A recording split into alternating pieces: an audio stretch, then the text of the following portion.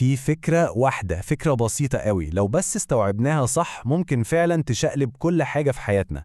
الفكرة دي هي العقلية. خلينا نبدأ بسؤال.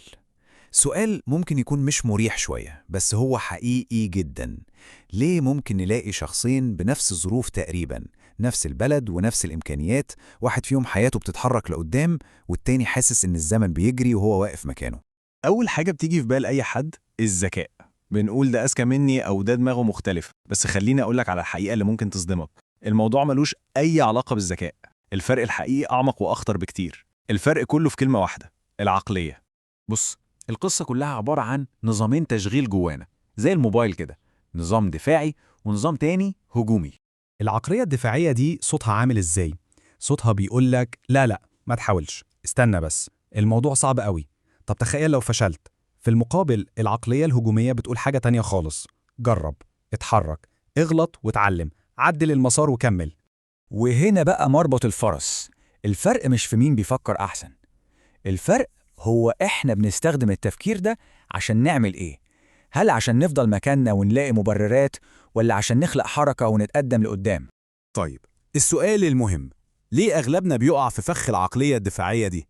الإجابة ببساطة لأنها بتجرنا لحاجة مغرية جدا: فخ الراحة. وهنا لازم نقف عند جملة صدمة شوية. معظم الناس مش فاشلة، معظم الناس بس متعودة على نفس الأفكار، نفس الشكوى، نفس الروتين اللي مش بيودي لأي حتة، وبعد سنين يبصوا وراهم ويسألوا: هو أنا ليه لسه هنا؟ شوف السيناريو ده بيحصل إزاي. تجيلك فكرة تتعلم حاجة جديدة، تلاقي صوت جواك بيقولك وإيه لازمتها؟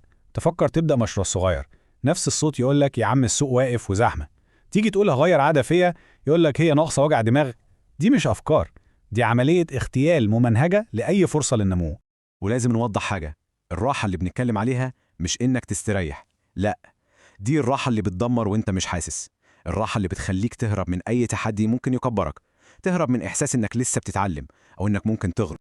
والعجيب بقى إن العالم هو للكل، نفس التحديات والظروف تقريبا، لكن في منظور بيشوف العالم ده على إنه سجن مقفول عليه، ومنظور تاني بيشوف نفس العالم ده على إنه ساحة تدريب وفرصة للتطور. في الحقيقة يا جماعة مفيش حاجة اسمها حياة من غير ألم. هو مفيش غير نوعين من الألم، وكل واحد فينا لازم يختار. في ألم اسمه ألم البناء، وفي ألم اسمه ألم الندم. ألم البناء ده اللي هو ألم التغيير بيبقى صعب ومؤلم وقتها، بس هو مؤقت وبعدها بيبنيك ويقويك. أما بقى ألم الندم ده بيبقى سهل قوي دلوقتي، بتهرب من المواجع، بس مع الوقت بيتحول لحمل تقيل جدا بيكسرك. والمشكلة إن أغلبنا بيختار يهرب من وجع النهاردة فبيشتري ندم بكرة وهو مش واحد. الفرق كله ممكن نختصره في جملتين. العقلية الأولى بتقول أنا كده وهو ده آخري، ده باب اتقفل خلاص. العقلية التانية بتقول أنا لسه ما وصلتش، لسه، وده باب مفتوح على كل الاحتمالات الممكنة. طيب، جميل. إيه الحل بقى؟ وإزاي النقلة دي بتحصل؟ السر هنا مش موهبة ولا ذكاء خارق، السر كله في حركة واحدة بس، قرار واحد بيغير كل حاجة بعده. العقلية الهجومية دي مش إنك تكون متحمس طول الوقت، لا خالص. هي ببساطة إنك تاخد قرارات صغيرة عكس اللي نفسك فيه، إنك تكمل لما تحس بملل، وإنك تتعلم لما تكون مش فاهم، وإنك تاخد خطوة لقدام حتى لو النجاح مش مضمون، وإنك تبدأ حتى لو ظروف مش 100% مثالية. وهنا بنوصل لقانون العقل الأساسي. عقلك ده عامل زي الخادم الأمين للفكرة اللي انت مؤمن بيها بجد. لو مؤمن إنك مش هتقدر، هيجيب لك 1000 دليل يثبت لك وجهة نظرك. ولو قررت إنك هتقدر، عقلك هيشتغل ليل نهار عشان يلاقي لك الطريق. هو بينفذ الأمر بس.